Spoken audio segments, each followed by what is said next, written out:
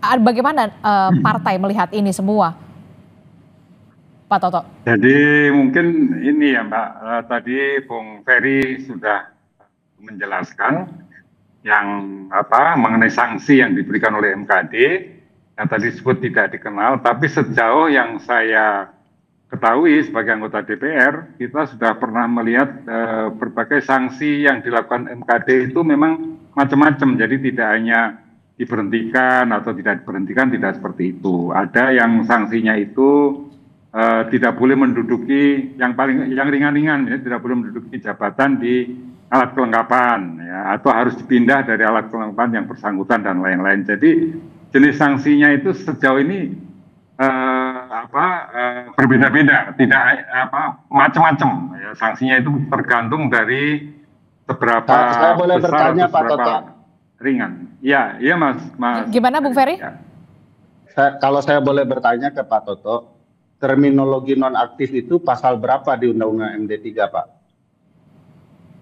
Nah, mungkin begini Mas Ferry, itu perlu dipelajari dari tata beracara di MKD ya, karena sejauh yang saya ketahui dari berbagai keputusan MKD itu ada macam-macam jenis sanksi yang disampaikan, termasuk yang tadi sudah saya sampaikan tadi. Jadi ada istilah nonaktif, ada pemecatan, ada macam-macam, ada tingkatannya. Nah, mungkin sekarang ini bukan forum untuk kita berdebat soal isi keputusan MKD itu benar atau salah ya. Nanti mungkin kita bisa membahas khusus bagaimana tata beracara di MKD dan kemudian juga di Undang-Undang MD3 ya, apakah sanksi-sanksi itu cukup punya landasan hukum yang kuat atau tidak. Tapi intinya begini Mbak ya. Jadi setiap peristiwa itu kan selalu bisa dilihat dari sisi masing-masing ya.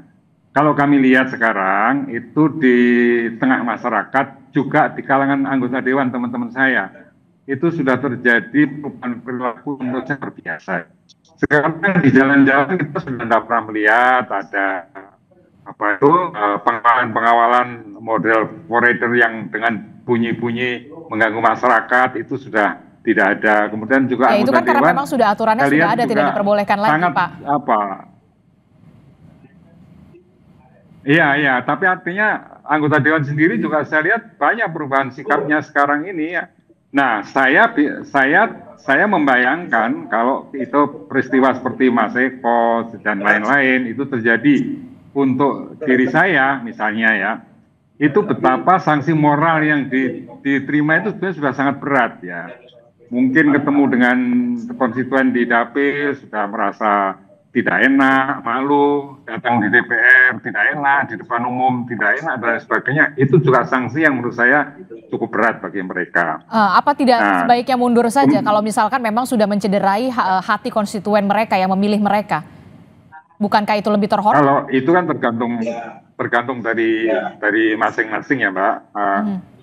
Intinya kita harus menghormati putusan MKD, apa yang diputuskan, dan nanti partai tentu akan menjadi pertimbangan keputusan itu bagaimana nanti posisi di partai gitu. Oke. Jadi gitu Mbak.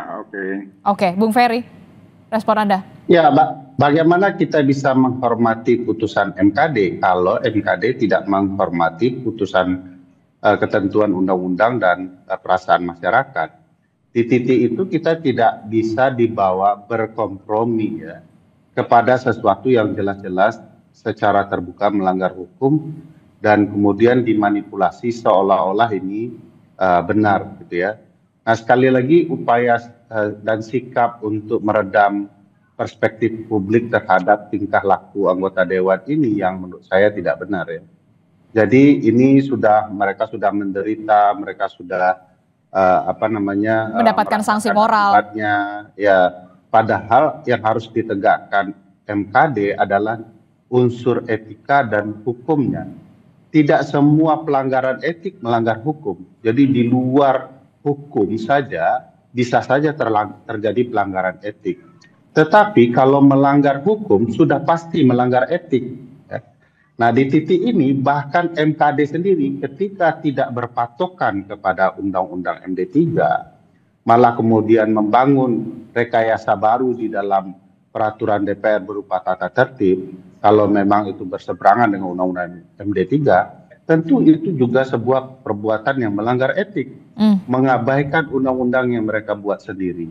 Nah, bagi saya sekali lagi sedari awal ketika kerusuhan terjadi, lalu timbul keputusan partai untuk menonaktifkan anggota partainya, di sana saja sudah tidak dikenal terminologi nonaktif. Sehingga semua orang ketika itu menduga bahwa upaya menonaktifkan itu semata-mata untuk meredam kemarahan publik, meredam aksi massa, dan melihat DPR agak lebih netral. Tetapi semua juga tahu karena tidak ada terminologinya, jangan-jangan ini hanya upaya untuk sementara saja. Nah, upaya itu dilanjutkan sekarang, ada yang diberikan sanksi yang kemudian sifatnya hanya beberapa bulan. Kemudian mereka bisa diaktifkan kembali. Sekali lagi, mungkin ini adalah putusan yang juga mencoba melihat perkembangan situasi, apakah publik marah dengan putusan-putusan seperti ini atau tidak. Dan bagi saya itu tidak elok bagi MKD dan DPR. MKD itu kan pura-pura jadi hakim tuh pakai baju toga. Konsep toga itu saja sudah salah secara etika dan moral ya. Mereka bukan lembaga peradilan tapi penegak etik. Di titik ini sebenarnya tidak terasa semangat MKD untuk betul-betul menegakkan etik dan moralitas anggota dewan termasuk menegakkan hukum. Jadi bagi saya sekali lagi ini hanya coba melihat situasi, melihat perkembangan. Nanti kalau masyarakat sudah lupa, sibuk bekerja, sehari-hari berkegiatan, ya mereka lanjut lagi gitu ya. Oke, tapi memungkinkan tidak sebenarnya kalau di aturan ini, kalau untuk kasus semacam ini kan kita lihat baru terblow up begitu ya di masa kemarin, di Agustus kemarin. Tapi bisa tidak sih sebenarnya sanksinya mungkin dari partai di PAW-kan pergantian antar waktu atau seperti apa gitu ya? Atau juga kader-kader partai juga dari PAN juga masih banyak juga yang bisa lebih kompeten dari itu. Ya, saya pikir kalau partai bijaksana ya dengan memperhatikan perasaan publik, partai tentu akan mendulang respon baik dari publik kalau kemudian melakukan PAW terhadap figur-figur yang dinyatakan bermasalah. Sekaligus jadi pembelajaran nih bagi teman-teman partai politik bahwa menyinggung perasaan publik itu adalah pelanggaran etik tertinggi karena mereka lah pemilih dari anggota dewan. Sehingga kedepannya seluruh anggota dewan akan berhati-hati bersikap ketika melakukan sesuatu. Nah, coba bayangkan kalau ternyata seluruh anggota dewan, apapun pelanggaran etik yang mereka lakukan di hadapan publik, itu mendapat respon pembelaan berupa putusan-putusan seperti ini. Dan itu juga merugikan partai, karena partai akhirnya akan dilihat memanfaatkan mereka untuk mendulang suara publik. Begitu suara publik dapat, publik tidak didengarkan lagi suaranya. Di titik ini menurut saya yang harusnya dipikirkan oleh partai, apakah perlu ada sanksi lain dari MKD yang berasal dari partai sendiri yang memperlihatkan partai merespon suara publik. Berarti memungkinkan untuk sebenarnya aturan untuk di PAW kalau menurut Anda, Bung Ferry? Ya, partai kan punya mekanisme sendiri ya untuk pergantian antar waktu. Nah, istilah pergantian antar waktu itu sebenarnya yang mestinya diterapkan di MKD maupun di partai. Dan bagi saya penonaktifan apalagi pakai antar waktu dan segala macam istilah baru itu tidak dikenal terminologinya di undang-undang. Oleh karena itu partai boleh membenarkan agar kemudian kealpaan MKD itu bisa dibenahi oleh partai. Nah, oke, gimana Pak Toto dari partai sendiri? Perlu ketegasan juga karena ini urusannya juga soal partai begitu ya.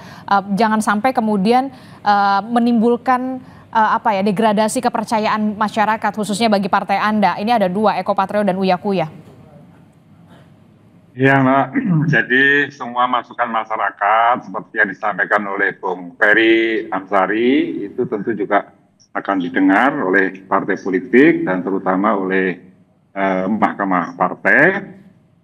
Tapi kalau dari posisi saya bukan dalam kapasitas saya untuk menyampaikan pendapat partai karena nanti kan tentu Mahkamah Partai punya punya prosedur sendiri untuk menyelesaikan masalah ini.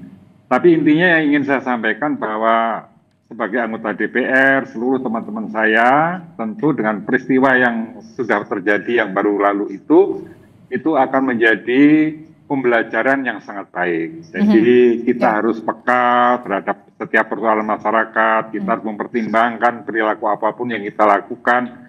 Dan intinya semua itu adalah jangan sampai kita mencederai hati masyarakat ya. Jadi semua partai politik dan semua teman-teman di DPR saya kira mesti berpikir seperti itu, dan mudah-mudahan perubahan-perubahan akan semakin signifikan dan semakin substantif sehingga fungsi DPR sebagai wakil rakyat itu betul-betul akan bisa dijalankan dengan sebaik-baiknya. Oke, memang sudah Terima kasih Mas Ferry Amsari dan terima kasih Kompas TV telah mengundang kita dan mendengarkan suara kita dari DPR ini. Oke, memang sudah seharusnya wakil rakyat itu mewakili rakyat karena Vox Populi Vox Dei. Terima kasih Pak Toto telah bergabung bersama kami, Bung Ferry Amsari telah bergabung bersama kami. Sehat selalu Bapak-Bapak. Assalamualaikum, selamat pagi. Ya.